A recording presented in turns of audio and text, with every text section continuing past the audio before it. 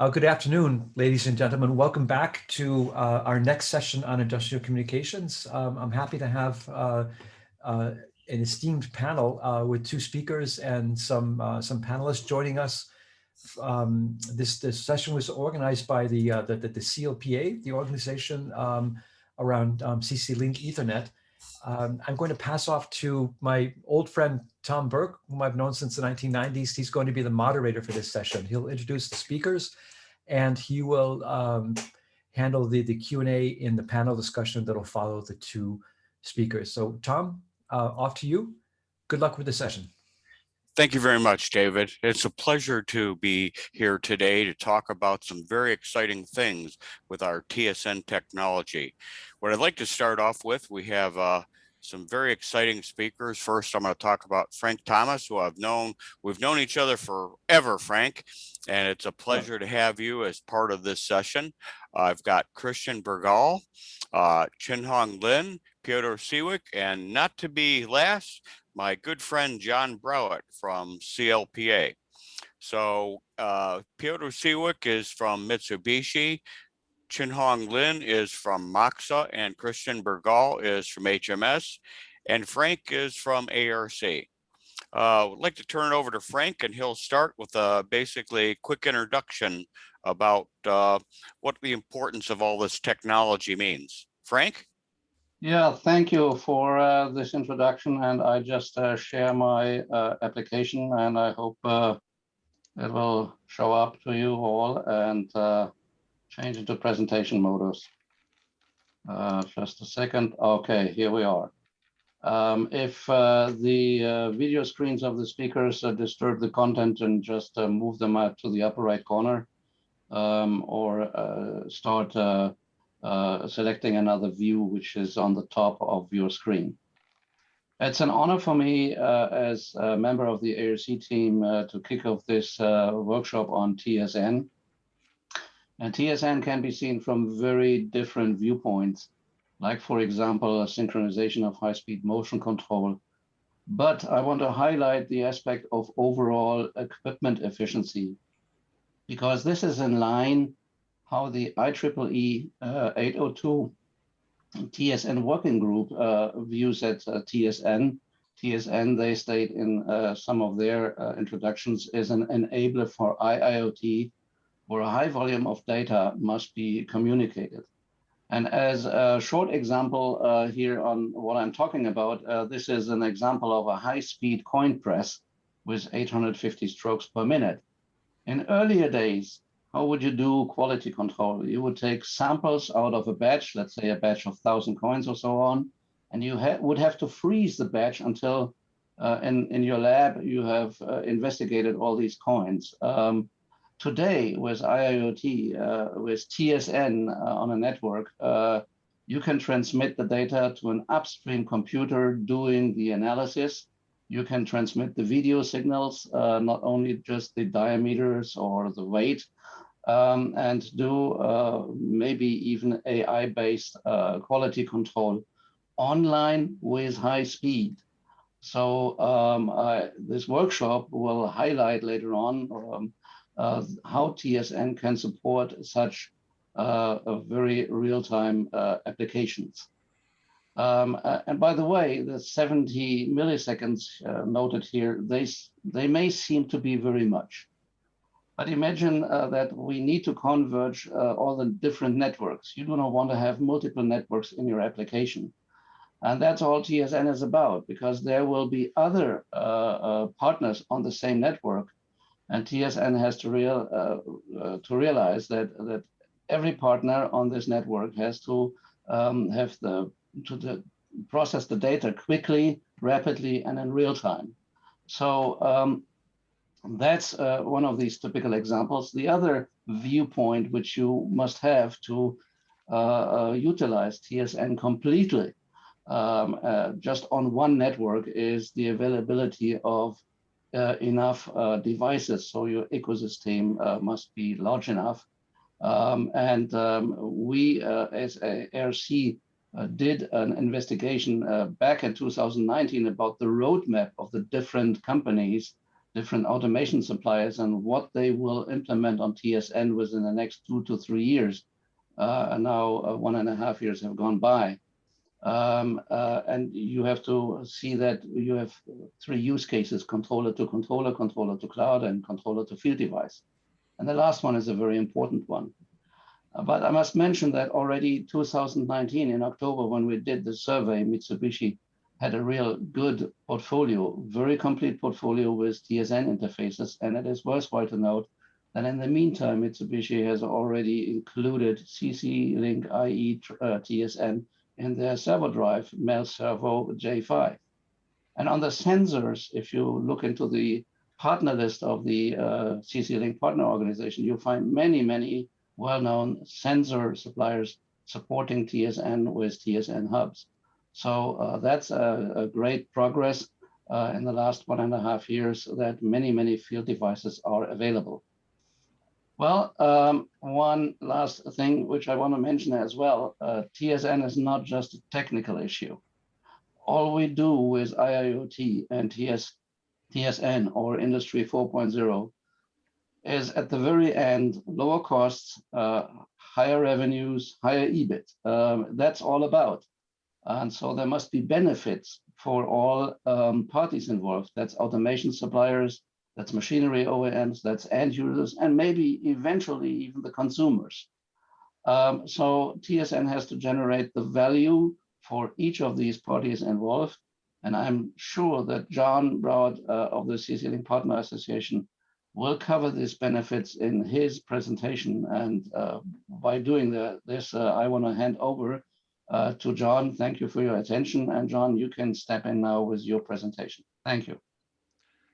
Okay, well, thank you very much, Frank. So we just need to move to my screen now.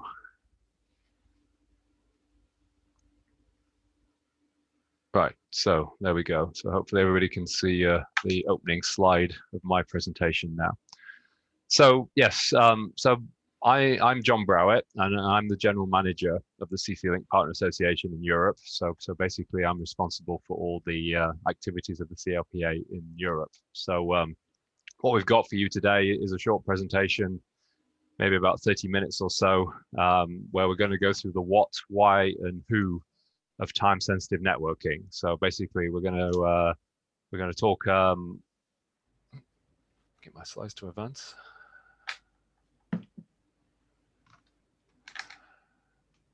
There we go. Right. So first of all, we're going to start out by saying a little bit about what is time-sensitive networking. So the actual technology, to give you a background on that, and then we're going to spend a little while considering why it's important. And then finally, we're going to finish off with 2 case studies about who is using it to look at some real world applications. So let's get started on the what part of things. So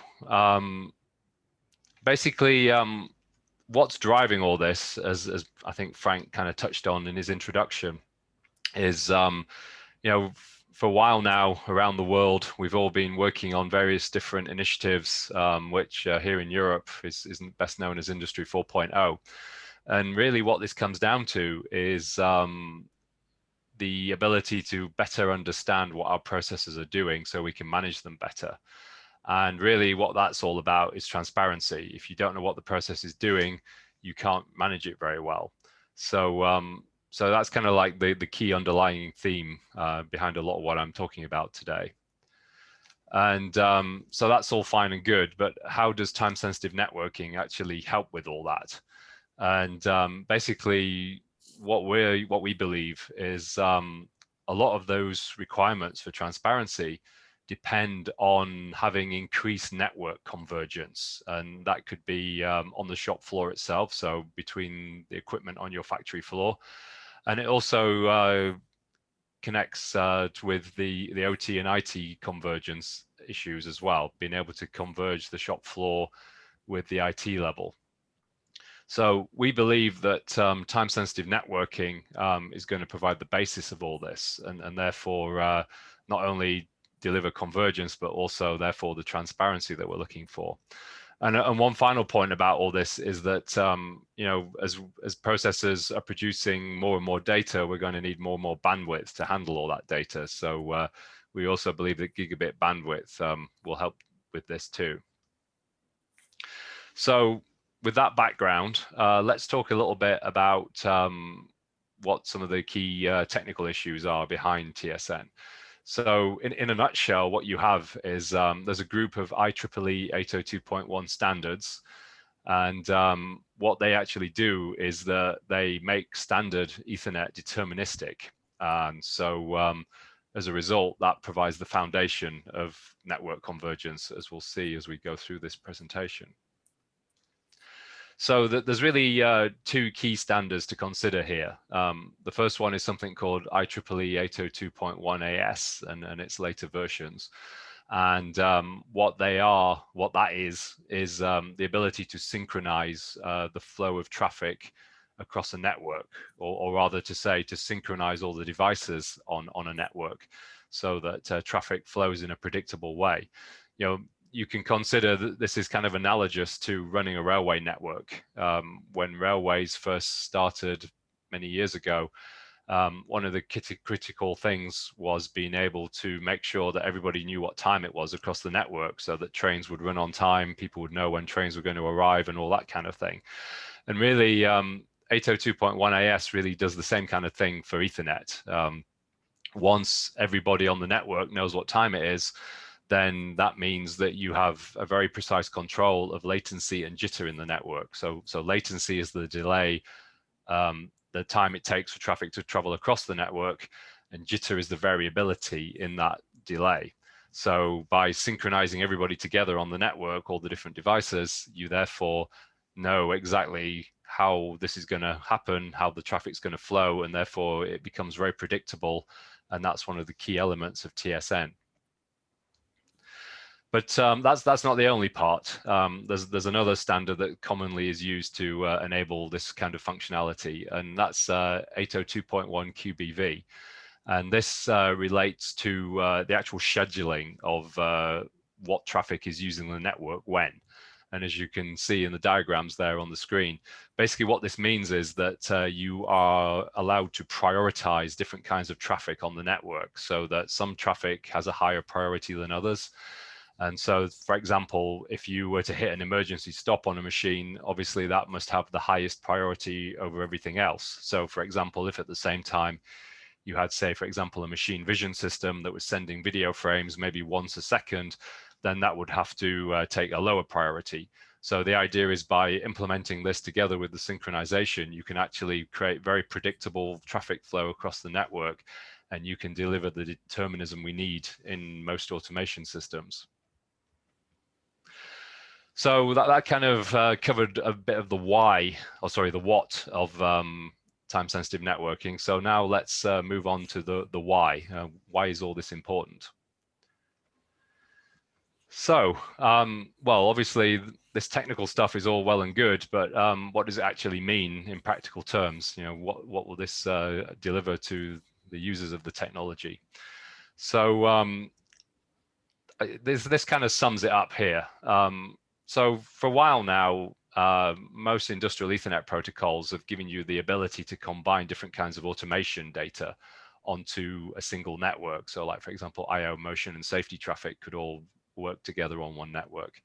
But what wasn't generally possible in the past was the ability to then actually take what you could say maybe not automation devices and add them to the network too. And so, for example, you know, you've got a barcode reader or a printer or something, and you want that to be on the same network. Well, in the past, you would have to have them on a separate network, which wasn't ideal. But with TSN, using the principles we've just discussed, we can now actually have that traffic on the same network too. So, so that's kind of giving you some of the beginnings of convergence. But then taking a step further than that, we also see the potential for actually taking multiple different protocols and putting them on the same network too. So, you know, obviously everybody here today is familiar with the various different industrial Ethernet protocols that are out there. And, you know, the chances are that now we're looking at a future where we can actually combine those on the same network as well. So, you know, this is offering some tremendous benefits for the future. And then the final point, of course, is that, now, of course, IT is tremendously important to manufacturing, as some of the earlier presentations were pointing out today. So now it's also going to make it easier to converge the factory floor with some of those IT levels of operation as well. So let's just give you a quick example of how it could work to converge an operational technology system. So basically actual manufacturing on the factory floor. So this is just a really simple example where you've got two different kinds of devices together on the same network. You've got the red devices, which are just like normal Ethernet. So you can see here, you've got like a PC, a laptop, and a video camera. And then you've got the actual automation devices, which are doing the real work. So you've got some I/O, you've got servos and PLC and so on. So basically what this is showing is by combining these two kinds of traffic together on the same network with TSN, we can actually have them operate simultaneously, but without interfering with each other. So you can see there on the graph at the bottom, the blue bars represent the continuous flow of information for the process, and then the red bars represent how that's a varying load for the non-automation related devices. But yet they can still coexist on the same network and they're not interfering with each other, and the process operates as expected. And then taking that one step further, we just mentioned OT and IT convergence. Well, this diagram is intended to give a flavor for how that could work. So you can see in the lower part of the diagram, there's all those orange lines, and that represents how we can use a converged network that connects everything together on the shop floor. So all those different automation devices and other devices are all together on the same network. And then we can take that up to an edge server in the middle, and that can therefore filter what's the really important stuff. That can then be shared with various IT systems at the top. We can act on that data, we can analyze it, we can decide what's the important stuff, we can deduce actionable information from that, and then we can feed it back down into the process to optimize it. So, this is showing how we're achieving some of the goals that we talked about at the beginning with Industry 4.0 and transparency.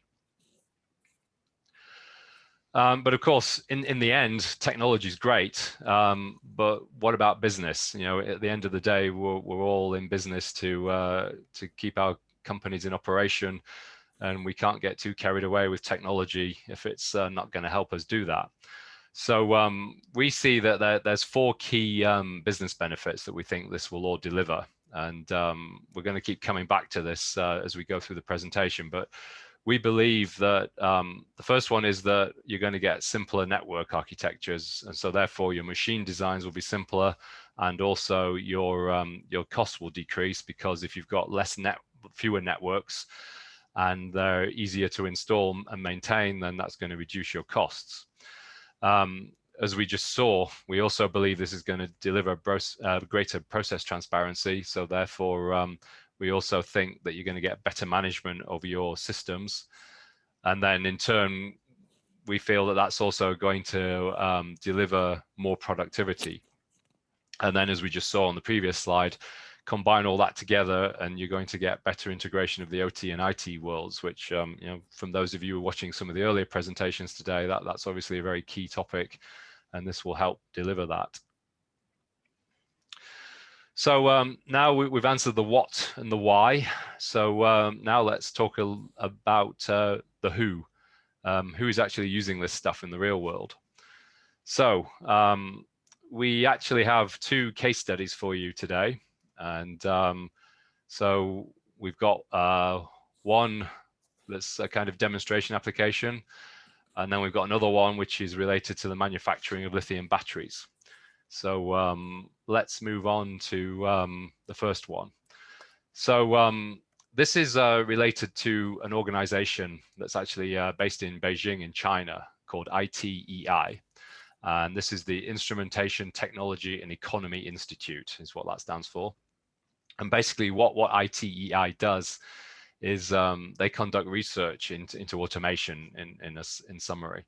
And so as a result of that, this is helping to support China's activities with the what's called Made in China 2025 program, which is basically their version of Industry 4.0, if you like. And this organization has formed a strategic partnership with our board member at the CLPA, Mitsubishi Electric.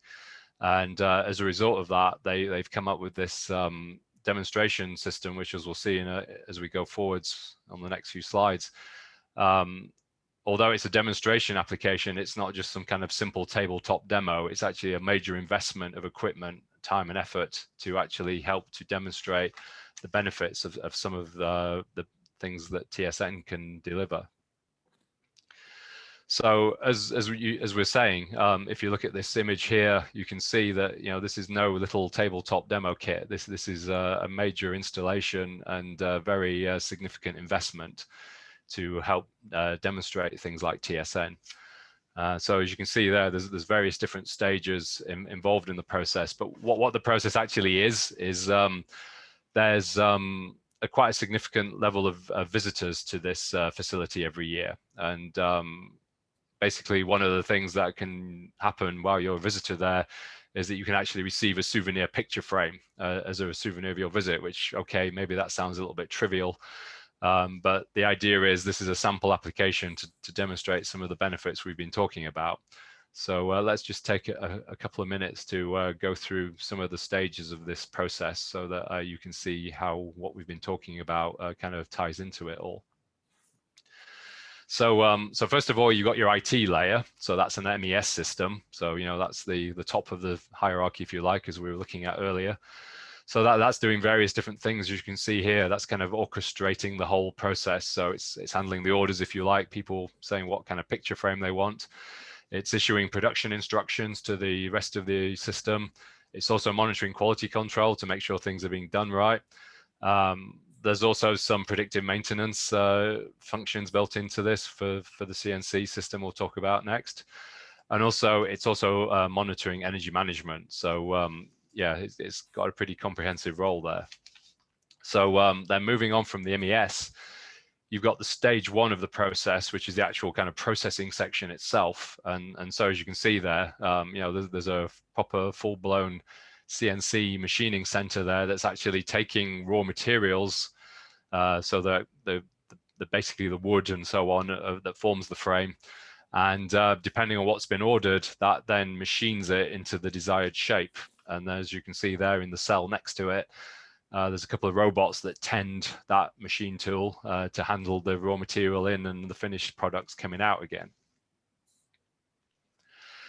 And then the next step is the assembly. So the next cell, as you can see there on the left of the screen, that's a further robot cell where there's several robots in there which are using vision systems and so on. They're taking the different pieces that are coming out of the processing stage and they're assembling them into the finished frame. And there's the various quality control processes in there to make sure that's happening as expected and being tracked by vision systems. And then the final step is to actually package the frame, which is then where they move on to stage 3. So that's actually a full-blown automatic warehouse, as you can see there on the right, the yellow structure there. So that actually forms two processes, or two purposes rather. There's raw materials in there to actually be fed into the process to build the product. And then the finished products are taken out and put into there until they're ready to be collected. So what you've got there is an AGV that goes back and forth between the assembly process and the logistics process to actually shuttle the products and the raw materials back and forth. And then, as we said earlier, there's also the energy management system that's keeping track on all this to make sure that it's doing what it needs to do within the energy requirements. So that just gives you a little bit of background for what's happening overall. So now let's get into the network aspect of it, since that's what this presentation is about. So this diagram here shows what things look like when this system was first set up. So as you can see here, this is a fairly complex looking system. There's lots of different networks around, different kinds of networks doing different kinds of things. And so this wasn't really delivering what was required in terms of transparency. As you can see there, things are quite complicated and it wasn't so easy to get the required information out of the process to make sure it was doing what it was supposed to. So what that meant was that we moved on to what you could call the intermediate state, which is kind of where things are at the moment. And that was done by introducing CC-Link IE TSN as an actual TSN network. So you can see that that stripped out 2 layers of network complexity from the system. So already the diagram is looking simpler. And as you can see there down the left side, this helped to deliver the 4 key benefits that we talked about earlier. So we had a simpler network architecture. We also introduced gigabit bandwidth. But now that meant also we had better process transparency and better management, because we had better access to the process data. As you can see there, there's an edge server now which can go directly down into the processors and see what's happening in the cells in a clearer way. And as a result of that, also there was a better connection between the MES and the cells. So this was delivering the kind of benefits that we talked about earlier. But we're not done yet. So there's a final state that's been planned. And so this is where we kind of take this to its logical conclusion. And as you can see here on this diagram, you could argue, well, maybe that still looks a little bit complicated. But the key point here is that you'll notice that there's really only 2 different colors of lines now. You've got your blue lines, which represent kind of like the MES level at the top, the IT level, that's Ethernet. And then everything else is orange pretty much. So what that means is, we've now put pretty much everything in the processors, all the different devices on the same network. So, this is exactly what we were talking about earlier. Rather than have different networks doing different things and making that harder to see what was going on, now everything is on the same network. And again, we're delivering the kind of benefits that we were talking about earlier that are shown there on the left-hand side. And one of the key things that's coming out of this, as far as concrete real-world benefits, I think, is that the operators of this system are expecting to get about a 10% cycle time reduction by moving to this kind of a hierarchy. So that's a pretty significant increase in productivity. So that's a kind of a real-world benefit you can see coming out of all this. Then one other key point to keep in mind here is that the CC-Link Partner Association is a key promoter of open technology when it comes to industrial networks. And so it's also important to remember that this is an open technology. I think some of the earlier speakers today were talking about vendor lock-in and how to avoid it and so on. Well, this is another example of how to avoid that kind of thing. Because this is an open technology, anybody can offer products for this network. You can build this connectivity into your products and put it on the network, and it'll work along with everybody else's. So as you can see here, there's a variety of different vendors that are offering the ability to work with this kind of thing. So you've got things like Cognex for machine vision systems here. You've got Schaeffler for condition monitoring systems, and so on. And then of course Mitsubishi's handling a lot of the automation side of things. So these can all coexist together on the same network, as we were talking about in the beginning. So that's the first case study. So hopefully that gave a flavor for how some of this TSN technology can actually be translated into real-world operation and real-world benefits. Now let's finish off by looking at the second case study, which is to do with the manufacturing of lithium batteries. So what we have here is another company from China, and they actually make the kind of batteries that will go into your Bluetooth wireless earbuds that everybody uses these days. And it's a fairly complex production system to manufacture these batteries. As you can see there, there's 3 different stages.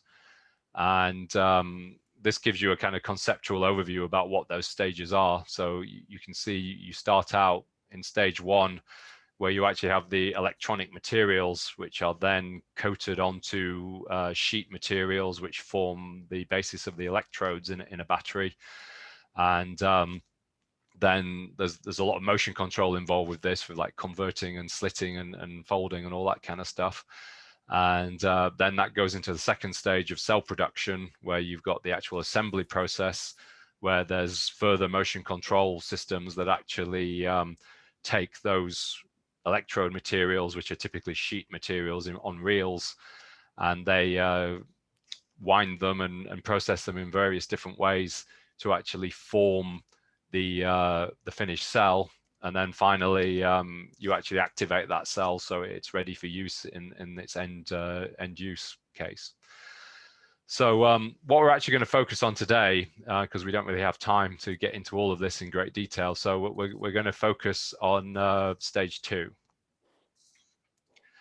So this diagram here, it just gives you some idea of the production equipment involved in this stage. So you can see here there's a kind of like an overview flow diagram of the different stages of manufacturing the cells. And as you can see there on the right, it shows the kind of progression of different materials and stages as it moves from being just kind of like a sheet material to being a completed battery.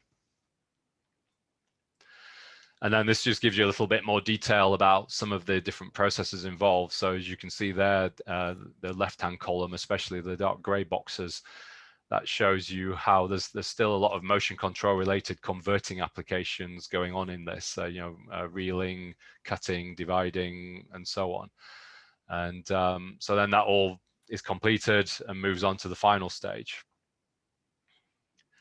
So as we talked about, the critical processes in stage 2 are typically motion control related. So you've got things like winding and lamination going on. And as you can see on this diagram here, you've got multiple axes going on. There's many axes on the machine there. As you can see, it's not just the reels of material, but you've got intermediate axes too, which are maintaining tension and other processes in the manufacturing. And so typically what this means is you need things like high performance motion control, but you also need to integrate other capabilities along with that, like we've been talking about. So this is kind of where the TSN aspect of it comes in, where you can now start to combine some of these functions together on the same network. So this just gives you a quick overview of what the system actually looks like. As you can see there on the right side of the picture, that's one of the control panels from this particular machine. And as you can see there, there's multiple servo drives involved. It's a pretty complex multi-axis system of motion control. And then that's using some of the Mitsubishi servo drives that Frank talked about in the beginning, the MRJ5 and so on. And but there's also other kind of devices integrated into it, as you can see there too. So yeah, TSN is kind of helping to make all this happen. So what are the benefits that this is actually delivering? Well, first of all, as we said, obviously we're getting a simpler network architecture and therefore machine design here. So we've got the high-speed motion, I/O, and safety all on one network, but as well as that, we can also have the foundation now to integrate TCP/IP Ethernet devices into it as well. So like for example, for adding further vision systems or labeling systems or whatever. Inkjets and things like that, this is all going to go on the same network. So in the end, the overall reduced engineering and maintenance costs of the system will decrease. And then finally, on this slide, you'll see that we will get the process transparency and management improvements that we're looking for. So we can combine the process and control data on the same network. We can also get better access to that data and therefore more easily bring it out of the process it, produce actionable information, and feed it back in again. And then one other thing that's been considered is actual, maybe since we're now going to have better access to the data of what the machine is doing, this potentially opens the door to have some AI-based systems analyzing that data in real time and coming up with real-time adjustments to the process to keep it running for longer.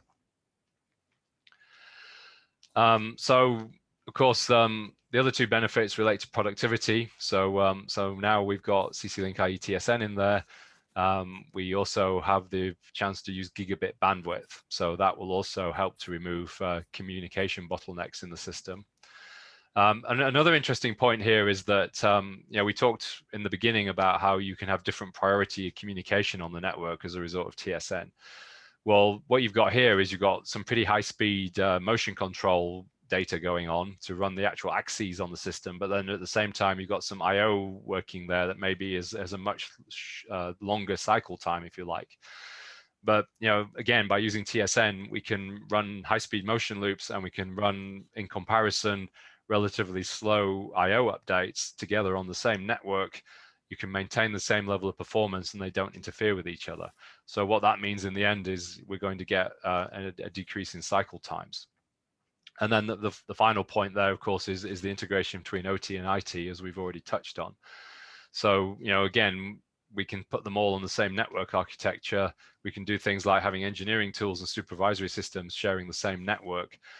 And in general, as we said at the beginning, we're getting the transparency we're looking for because we're getting better access to sensor data. We can analyze it better in real time, and we can just run the process generally much better than before, which is, kind of what we were looking for all along. So just to sum up my part, so I think hopefully you'll agree by now that we believe that TSN is a key technology for the future of automation.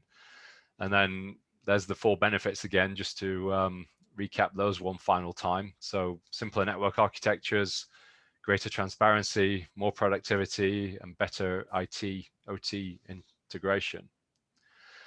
So that kind of wraps up the main part of the presentation as far as why we're talking about TSN.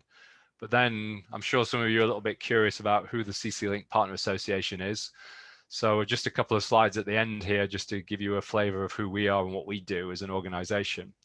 So we're actually in our 20th anniversary year now. We've been in existence for just over 20 years now. And I think probably the key message that the charts are showing there is that, we're no Johnny come lately and we're no kind of obscure technology. We have over 30 million devices installed worldwide now. And that's been growing at a double-digit annual rate over the past few years, as you can see there on the charts. They're showing pretty steep levels of growth there. And so I think really what that says in the end is that, this is a technology, and the technologies that the CLPA promote that have gained widespread acceptance globally, and they're in use worldwide in many different industries. So just to finish off, hopefully this has kind of sparked some curiosity in your minds. So there's various other resources you can go to if you want to find out more information. So of course, there's our website there. And one of the things you can do on our website is you can download our white paper, which gives you a lot more detail about TSN and its benefits. There's an image of that down at the bottom of the screen there. For those of you who don't speak German, the title of the white paper is Time-Sensitive Networking, the Case for Action Now. And really, that's what we think is the situation we're in right now. We think TSN is a technology that's here and now, and we want to explain to everybody why they should be considering implementing it into their processes. If you don't want to read so much, you can visit us on YouTube. Just search for CC-Link Partner Association, and we've got a variety of videos on YouTube, which again lead you through some of the benefits of TSN and why we believe it's important. And we also have a virtual booth online as well. So as well as the virtual booth that you can see here at the ARC event, we have another virtual booth, which is online 24/7 address, and that also contains a lot of information about TSN, which you're welcome to at your leisure. So that pretty much wraps up everything I had to say today. So I guess now I will pass things over to my colleague, Tom Burke, and he will start the panel discussion. Thank you very much. Thank you, John. Thank you for a very informative presentation on TSN and all the things that we've been doing with CC-Link IETSN. What I'd like to do now is talk with and introduce again my 4 colleagues.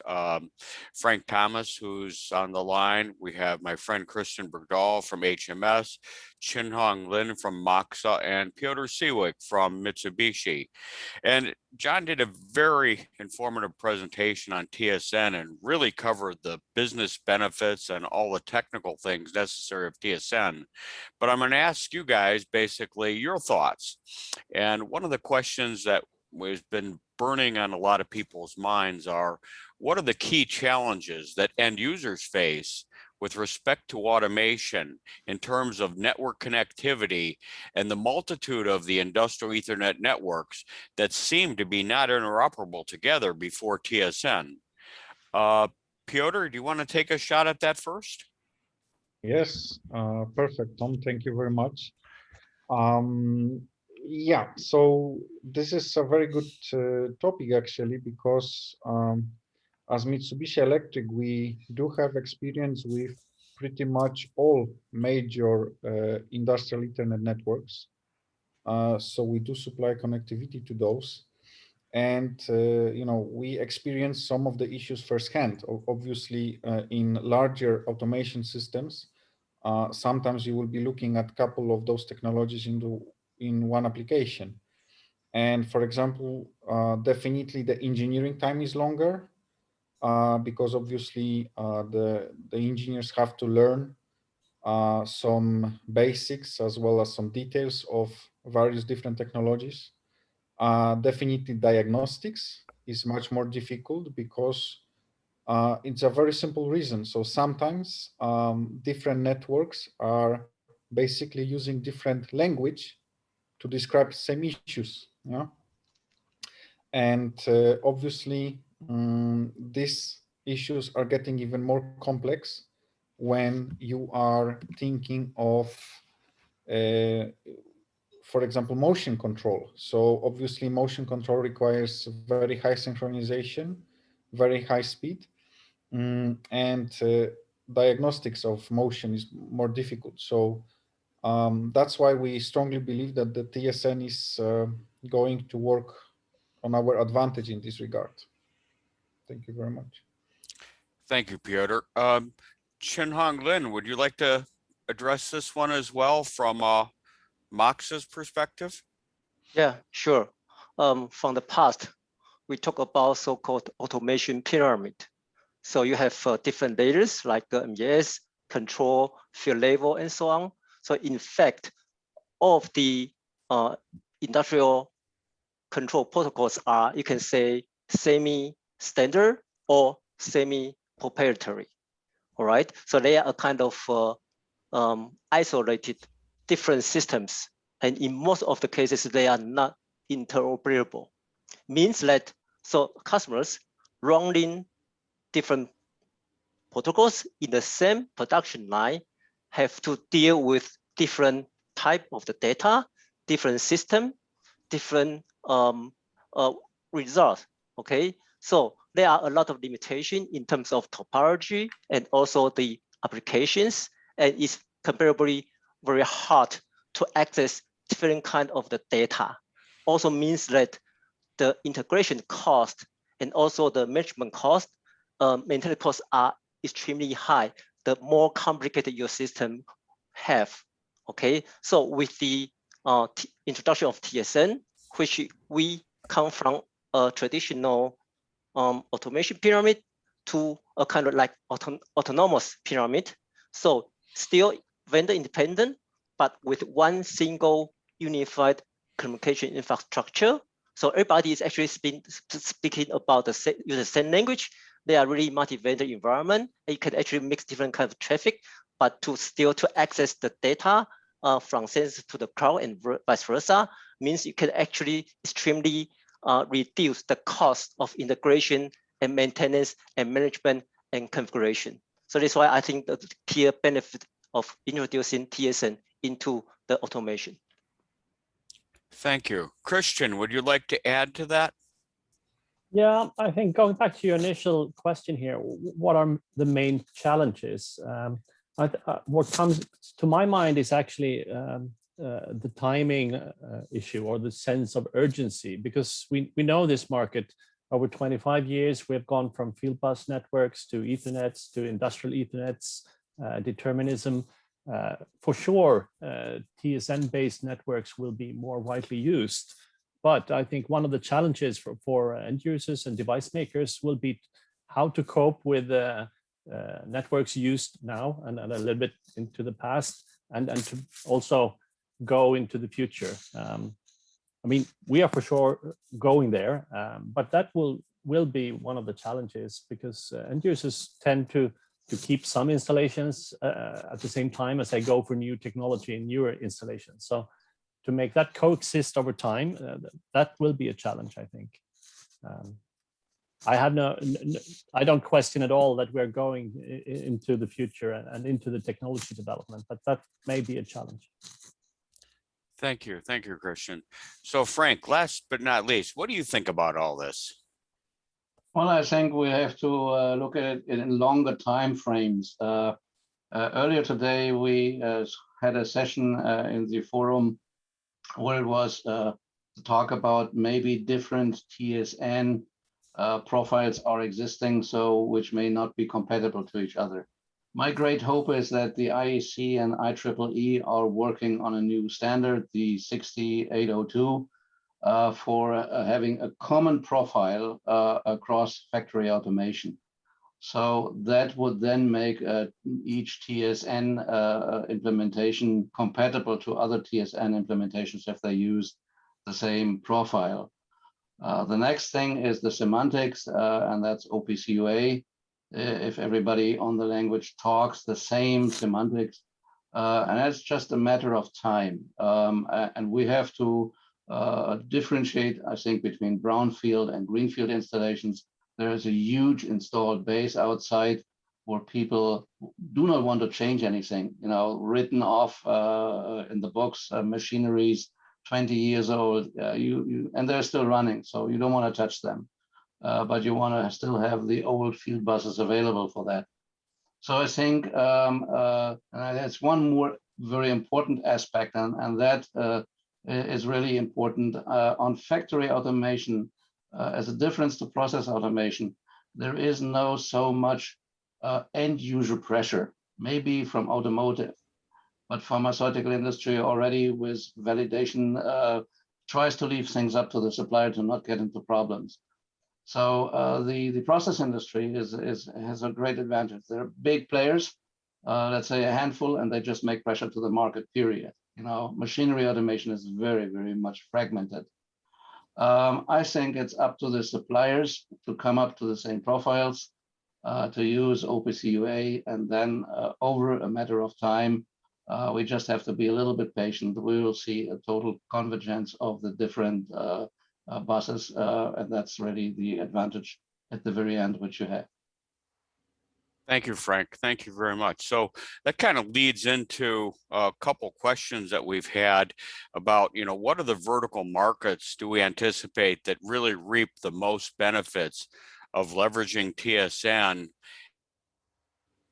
perspective? How do they really, deploy this in terms of timing and what's the best thing for them? So when do we see the end user deploying these the TSN solutions in their respective automation facilities, and what are the vertical industries that we think are going to be quickly most benefit? So Frank, maybe you want to quickly, we'll start from you first. I think we have to differentiate between the two aspects. The one type of clients who want to transport huge amount of data or data analytics in a very, very short time to improve the operational efficiency and take IIoT as means to, let's say, get to, with their existing machines or new machines, to a higher profitability. And the other case John pointed out in his presentation as well, it's those who have high-speed motion control applications, or with little latency and jitter, you have to synchronize maybe 20, 30, or 40 axes at the same time. For example, high-speed packaging machines. So I think that's the two different use cases which drive TSN. Thank you. Christian, your thoughts on that? HMS has been a leader in, basically bringing products to market quickly that support technology like this. What do you see the vertical markets from, an HMS perspective?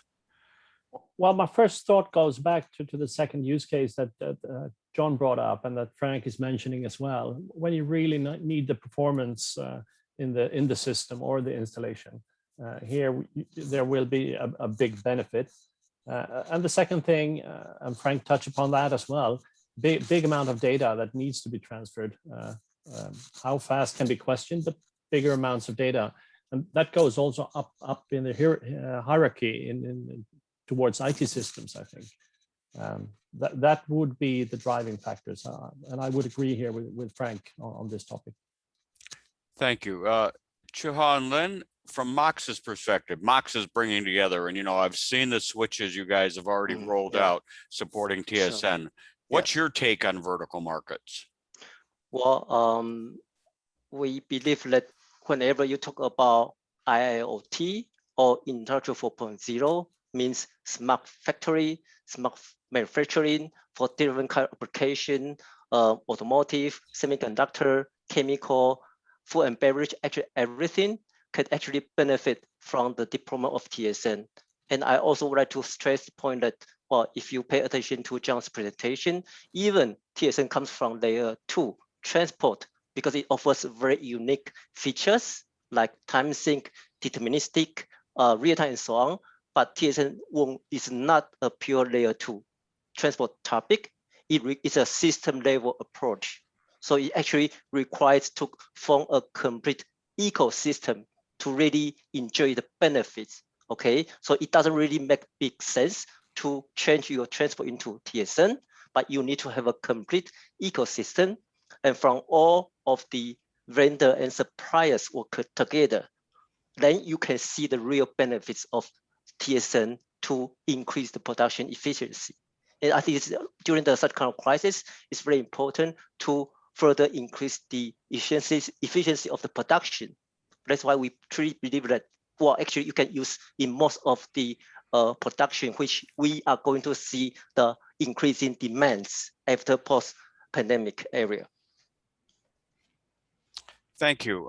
Piotr, your comments on this as well? We're running short on time, guys. Yeah. So it's a very interesting discussion so far. And when we consider these two factors that Frank mentioned, I think there is a very good example of an industry that is benefiting from both of these factors. And this is, in my opinion, lithium-ion battery production. Because those are the applications which require very high synchronization of not only the motion controller, but also the motion drives together, for example, sensor data. So for sure, high performance is a key in this kind of applications, but also large amounts of data and kind of like a data analysis based on this data.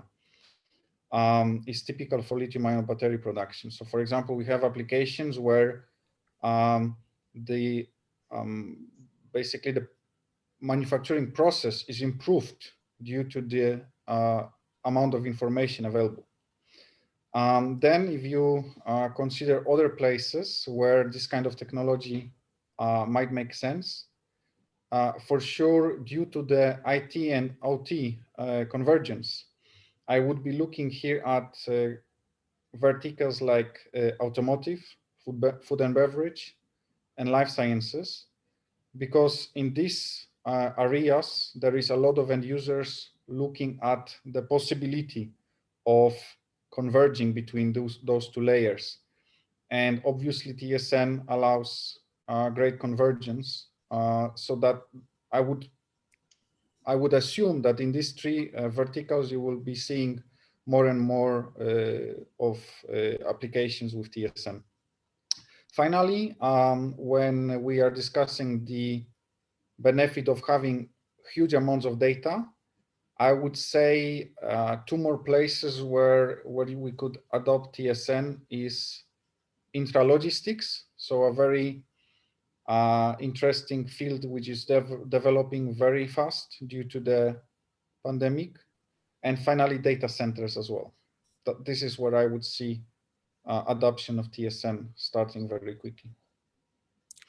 Thank you very much, Piotr.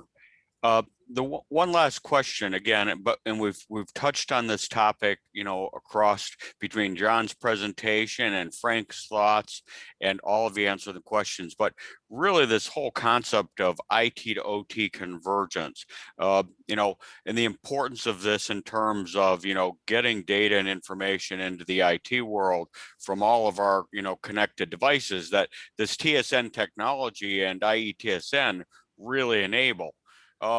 how do you want to talk a little bit about that? What's your first thoughts on that, Piotr? We'll start with you. Yeah. So when I look at this topic and maybe going into a bit more, let's say, detailed view, for me, a perfect example how TSN might be answering needs of this IT and OT convergence is simply the timestamp in the network.